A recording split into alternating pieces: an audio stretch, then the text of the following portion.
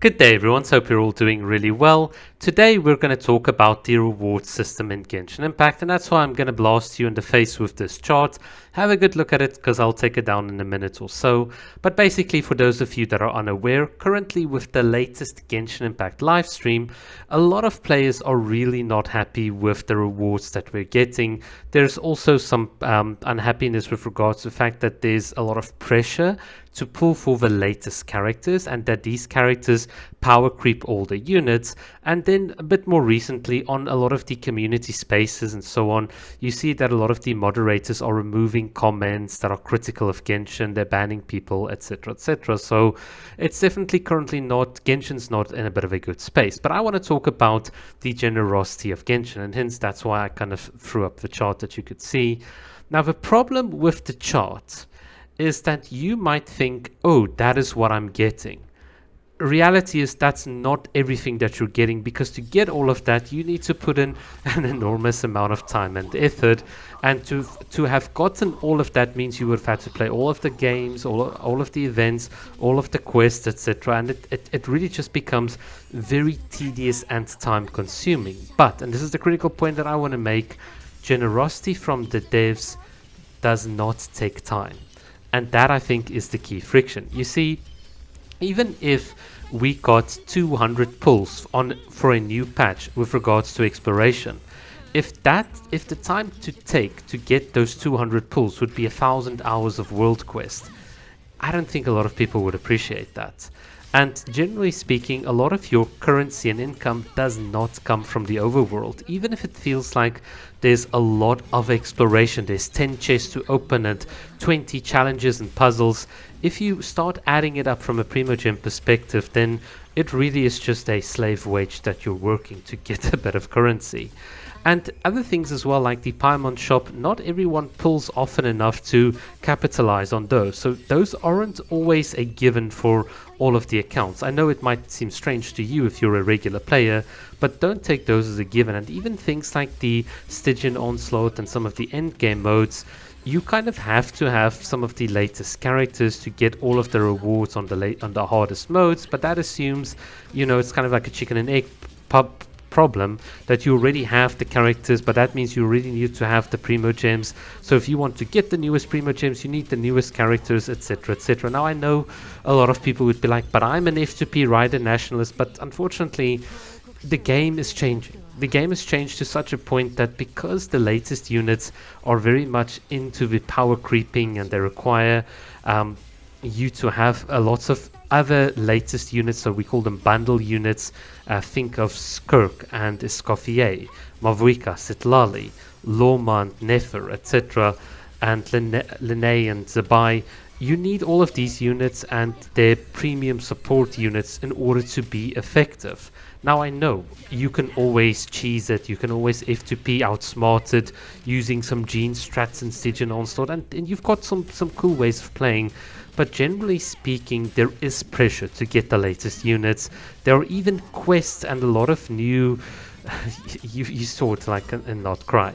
I mean, there are certain interactions that are character locked. There are certain quests that are, and items in the overworld with Zabai's umbrella that are character locked. If you don't have the character, you can't do it.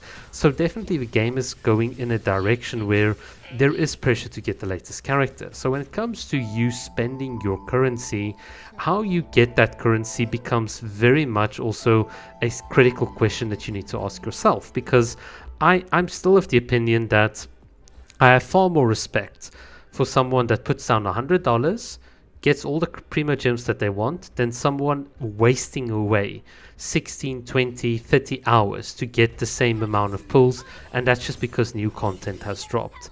Like, there needs to be a level of self-respect, because let's be honest, not everyone is a content creator. Not everyone goes onto Twitch to play this game professionally for 3 to 4 hours a day.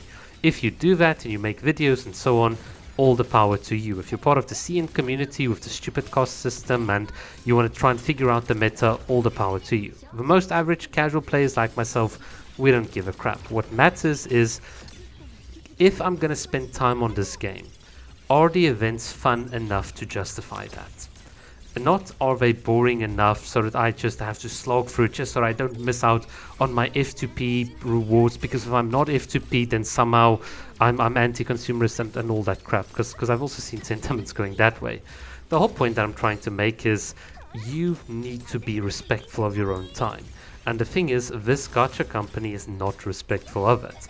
And hence, I think the generosity is not in the fact that you're getting 60 or 70 or 80, whatever Primogems per patch. It's in the fact that the developers in and of themselves can give you exploration that rewards you more Primogems, like they do in Withering Waves, if I have to put an equivalent on it. They can be more generous by giving you a free 5-star character that is decent and effective enough in the meta that it's not a waste for you to go and build that character. Because the other thing with Genshin being generous and with giving you free characters is that those are resource sinks, those are time sinks on your accounts. Now, unless you've been someone that's been playing since the beginning of the game and you've picked all the mints and farmed all the rocks and like looted the Mora house or whatever, you're not going to have the resources to keep up on a consistent basis. And that's a reality we need to talk about, and hence why generosity from the developers. It costs zero time, it costs zero effectively, I think, even in revenue from the developers, and I'll make an argument for that just now, but it costs so little just to hand out 30 pulls, just to be like, hey, Genshin players, you're awesome. And in that way encourage people, because that's the thing. By being generous, you create goodwill, you incentivize players to keep sticking with your game, and ultimately you'll eventually funnel people into either being a Welkin spender or a battle pass or a Millie Astra skin, and that's fine. I respect Genshin Impact's and Hoyo's right to make money out of the game. What I don't respect are game design philosophies and mechanisms that purposefully waste as much time as possible, unless you are willing to pay an extraordinarily exorbitant amount to like skip the whole process, and then you lose. In any case, you're 50-50, which is a big slap in the face. So the whole gacha, it's not the gacha model itself that I think is problematic, but the way generosity is implemented. So that's why I've made this video, because I think a lot of people only look at the total Primogems and assume that because I'm F2P, I will therefore get that. In reality, you're only going to get about 75% of that, because there is something such as marginal gains. In other words, for every extra minute that I play, the amount that I'm going to get starts to decrease significantly. It takes a lot of time to eke out that last little bit of an edge, and with the amount of gacha games that are out there, with the amount of the temptation with Honkai Star Rail, ZZZ, whatever your opinion is on those games, those are temptations for people that are in the Hoyo ecosphere to go and play. People want to play those games. They find those characters interesting, enticing. They love the fan service, whether you hate it or not. It really doesn't matter. People have their motivations. Hoyo has their psychological toolbox, and they definitely want to pounce on that. And so you're effectively forced to either play one game and be a slave wage to it, or you can play the multiple games, but then you're going to have to cough up. Once again, unless you're professional or you're like semi-online always. But for majority of us that just work a proper like day and have friends and you want to go exercise and go to the gym and all of these things, gacha games really are a time waste. They really are. And I think that's why generosity matters a lot more than just simply, oh, I'm not happy with Genshin, I want to boycott it. It speaks philosophically to treating your customers fairly, and it's not one thing that should just pop up because we're upset with the latest event preview. It should be something that every single day you as a consumer, you let that company know, and you try and argue for the best deal. Because if you don't speak out, if you only speak out occasionally, all Hoyo's gonna do is they're going to sit back, they're going to watch this thing, and they're going to treat it like they've treated the first anniversary and all other controversies. They're just going to wait for the storm to ride out. That's it. The moment the new patch drops and Nicole is there with her beautiful angel feathers, all of these things, people are going to forget all of this drama, and then they're going to go back to spending and gambling and gacha, pull, and then Honkai Star Rail is going to release a character, it's going to be pull, etc., etc. We know this psychology. And honestly, Hoyo is banking on it. They're banking on the psychology to make their own bank. And it's just a trap that I've seen this community fall in over all of these years. I'm a day one player. I've always been playing Genshin Impact. And I can also say, look, it's even if you look at that chart that I showed you with all of the Primogems and you got it, the fact of the matter is we all get characters, unless you're one of those crazy, never spending whatever accounts, like you hoard all the Primogems, like Journey to 500k or whatever. You get those types of weirdos as well, but most people, they spend it on characters that are power crept.